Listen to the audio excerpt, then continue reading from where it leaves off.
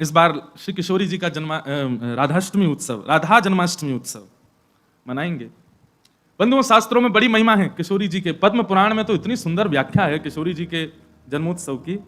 1000 Ekadashi multiply into 100 कर दो, जितना आएगा इतना फल मिलता है एक राधाष्टमी का व्रत करने से। अब कई लोगों के मन में भाव रहता है कि मेरे मन में भी ऐसा ही भाव रहता है कि भैया उत्सव है ठाकुर जी को जन्माष्टमी को, उत्सव है राधाष्टमी को, तो फिर काहे को हम लोग भूखे प्यासे रहें, बढ़िया माल छाने। तो भाव तो रहता है, पर शास्त्रों में बड़ी महिमा है। व्रत करने का नियम मूलतः इस भाव से होता है कि भाई जब हम अन्न का सेवन नहीं करते हैं तो अन्न सेवन ना करने से आलस्य जाता है। अन्न सेवन ना करने से मस्तिष्क में, मन में नकारात्मक ऊर्जाएं नष्ट हो जाती हैं।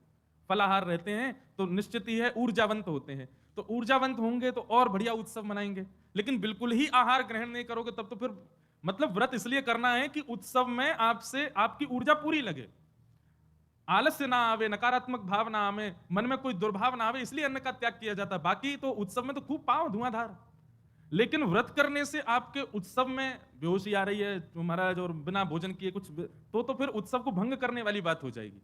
उत्सव को भंग नहीं, उत्सव को सुंदर बनाने के लिए व्रत करना है।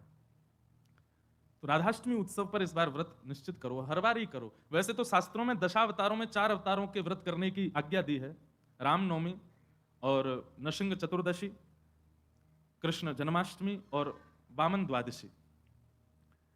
लेकिन जब हम रामकृष्ण उपासक हैं तो हमारे भाव में रामकृष्ण दो एक हैं, ये दोनों भी एक हैं, और फिर इनकी आह्लादनी शक्तियां भी एक हैं।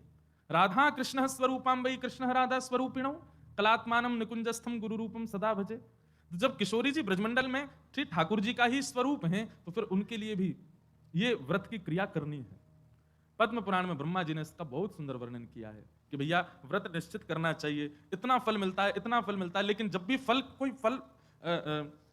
फल बताता है ना कि महाराज जी ये करने से ये फल मिलता है, ये करने से ये फल, मन में एक ही बात आती है, अगर ये करने से ये फल मिलता है, अगर हम इसके बदले फल की कामना ना करके ठाकुर जी की कामना करें तो हमको व्रत इसलिए करना है हमको श्री जी मिले, हमको व्रत इसलिए करना हमको ठाकुर जी मिले। अक्षय तृतीया के दिन लोग दुनिया भर का दान करते हैं, चावलों का दान कर रहे हैं, अन्न का दान कर रहे हैं, स्वर्ण दान कर रहे हैं, चांदी दान कर रहे हैं, जे दान कर रहे हैं, वो दान कर रहे हैं। हमारे मन में भाव आता है कि भैया वादना नाम को दान करो, जो राह में मिल जाए वही से कहो जय श्री कृष्ण, जो राह में मिल जाए वही से कहो राधे राधे, नाम दान करते चलो। बोले क्यों? बोले अक्षय तृतीया को कछु दान करो तो अक्षय जाए, तो हम नाम दान करें, हम ठाकुर जी को भजन दान करें, अरे भक्ति दान करें, अपनी भक्ति अक्षय हो जाए, नाम अक्षय हो जाए, प्रेम अक्षय हो जाए, ऐसी अक्षय तृतीया मनाओ।